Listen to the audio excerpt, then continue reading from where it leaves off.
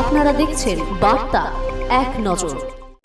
রায়মণি স্মৃতি ফাউন্ডেশন, গ্রাম কালীনগর, পোস্ট কালীনগর, হাট থানা সন্দেশখালী, জেলা উত্তর চব্বিশ পরগনার উদ্যোগে শাশ্বত সূচনা গ্রামীণ পাঠাগার, রাধাবল্লভপুর, খানাকুল, হুগলি এর সহযোগিতায় রাধাবল্লভপুর গ্রামের 100-র বেশি বন্যা দুর্গত পরিবারের কাছে শুকনো খাবার, ত্রিপল এবং মশারি দেওয়া হলো। এর আগে শাশ্বত সূচনা গ্রামীণ পাঠাগার নিজেদের উদ্যোগে 3বার বন্যা দুর্গত খানাকুলের 600 পরিবারের কাছে শুকনো খাবার পৌঁছে দিয়েছিল।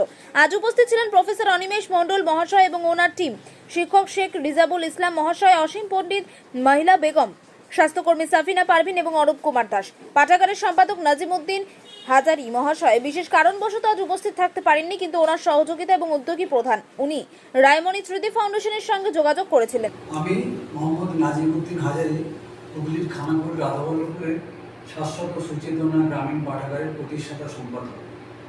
আজকে 8 তারিখ অক্টোবরে আজ আমাদের গ্রামে প্রায় 100 জন বন্যা দুর্গত মানুষের হাতে খাবার, 20 জনকে কম্বল এবং 20 জনকে মশারি তুলে দেওয়া হয়।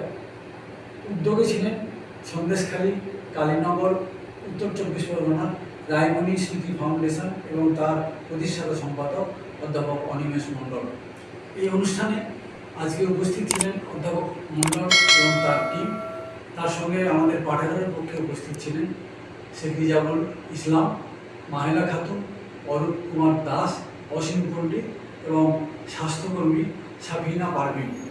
এই প্রসঙ্গে উল্লেখ করা যায় যে গত 3 সপ্তাহ ধরে আমরা প্রায় এইভাবে 600 জন বন্যা পীড়িত মানুষের হাতে খাদ্য সামগ্রী, ত্রিপল, মশারি এবং ORS ও আরও অন্যান্য স্বাস্থ্য ওষুধপত্র তুলে দিয়েছি।